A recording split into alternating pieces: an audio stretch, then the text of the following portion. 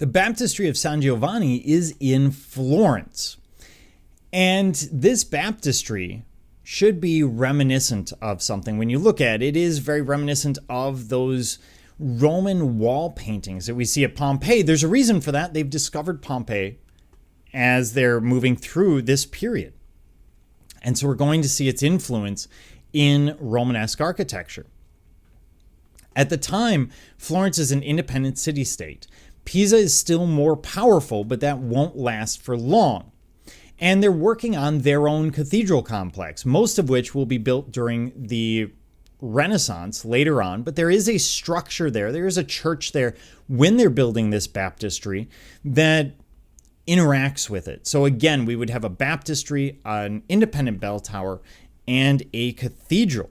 Of course, the cathedral and bell tower, again, are replaced in the Renaissance. We can't look at those, or at least not the one that was there at the time. And it's a centrally planned structure influenced heavily by the Pantheon, of course, just down the road, as it were, in Rome, a few days' travel. What we see is a facade made up of green and white marble. Again, this is a revetment, so this is a brick structure underneath, and it's become synonymous with the Florentine Romanesque. It's likely influenced, as I said, by Roman wall paintings, and we see geometric patterns used throughout. The idea is to break up, subdivide the exterior into its component parts, to play up the architectural features that we see in this baptistry.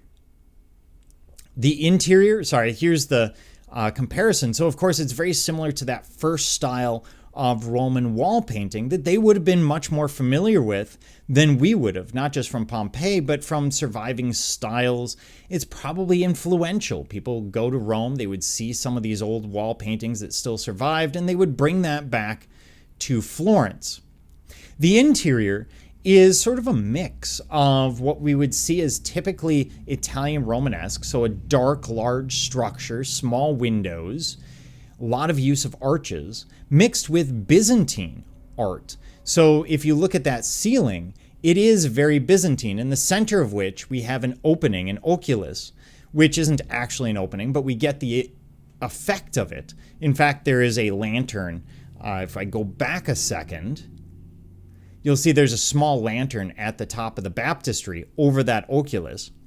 And that lets in light, but it also has the same impact. The idea that God is present in the structure that they're borrowing from the Pantheon in Rome. And if you look at those mosaic structures, they all look very similar to what we would see from the Byzantine, although there are additions and changes that have taken place because, of course, we've moved past the Byzantine form into the Romanesque.